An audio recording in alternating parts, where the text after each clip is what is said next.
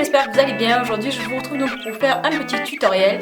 Donc c'est un maquillage que j'adore. C'est un maquillage quand même assez glamour mais qui peut être porté autant le jour que la nuit.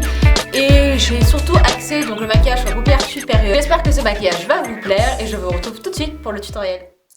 Alors, après avoir fait mon teint et avoir également fait mes sourcils, je vais m'attaquer à la base à paupières, donc avec le Jumbo NYX en teinte Milk blanche, que j'applique donc sur toute ma paupière mobile et que je vais dégrader au pinceau et au doigt jusqu'aux sourcils. Donc, comme d'habitude, je l'applique donc en couche assez fine. Là, on a l'impression que la couche est assez épaisse, mais finalement, après l'avoir étalée, ça reste assez fin, puisque les Jumbo, s'ils sont en couche épaisse, après ça crise alors qu'en couche fine, c'est vraiment une excellente base. Donc ensuite, quand cette étape est faite, je vais appliquer le crayon Ivory de Guerlain en highlighter sous mon sourcil. Puis je prends cette référence de chez Makeup Forever qui est un rose pâle que j'applique avec le gros pinceau Fluffy de chez MAC sur toute la paupière immobile, si on peut dire ça comme ça, donc de mon œil au-dessus du creux de paupière. Ça va me permettre de faire une jolie couleur de transition. Je vais ensuite appliquer ce brun orangé dans mon creux de paupière. Donc je l'applique avec un pinceau 217 de chez MAC qui est un peu plus étroit que le pinceau précédent que j'ai utilisé. Ça me permet d'avoir voilà, une application plus précise dans le creux sans en mettre jusqu'aux sourcils. Et j'aime bien appliquer ce genre de couleur en l'étirant un petit peu vers l'extérieur. Ça permet d'avoir voilà, un effet un peu plus félin dans le maquillage. Et je prends ensuite ce brun assez froid que je vais appliquer à l'aide d'un pinceau crayon de manière vraiment très localisée dans le creux de paupière, pardon.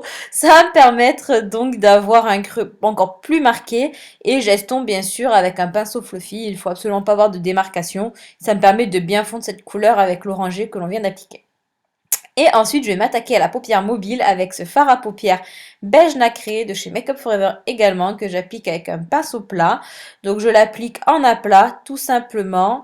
Ça va me permettre d'avoir un effet un petit peu creux de crise assez sympa. Et j'estompe les bords avec un pinceau fluffy, comme d'habitude.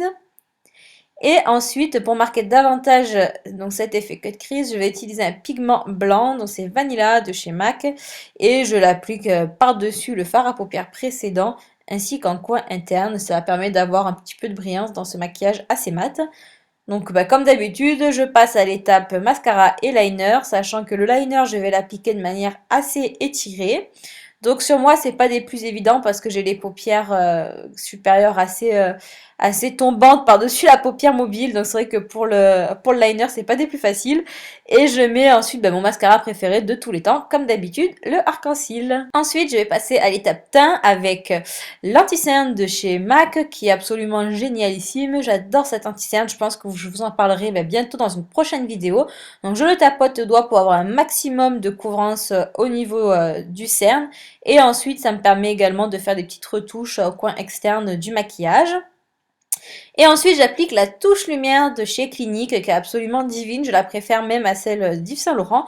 Je l'applique en dessous de l'œil, sur le bombé des pommettes, sur l'arête du nez, et puis sur tout ce qui est menton et le centre du front. Voilà, ça me permet d'apporter un peu de lumière avec la bébé crème. Je trouve que ça fait un peu terne des fois.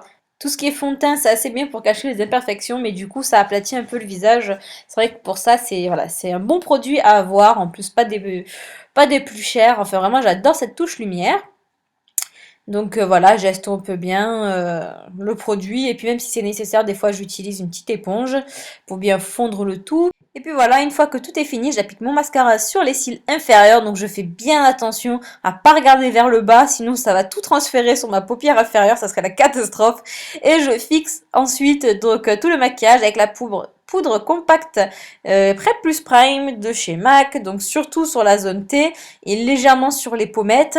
J'évite d'en appliquer trop sur l'anti-cerne parce que j'aime bien garder le côté un petit peu lumineux. Et ensuite, je vais venir faire mes contours et donc appliquer mon blush avec des produits de chez Makeup Forever.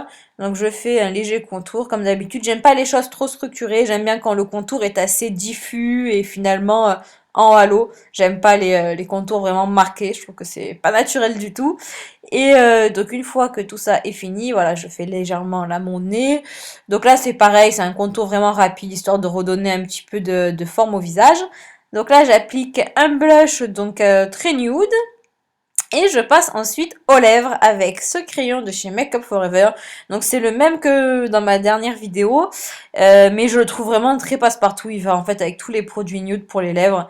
Voilà, donc c'est un crayon un peu orangé. Et je comble avec ce super gloss en fait de chez Rimmel, qui est franchement super courant et qui a une très jolie couleur nude, mais pas trop claire non plus.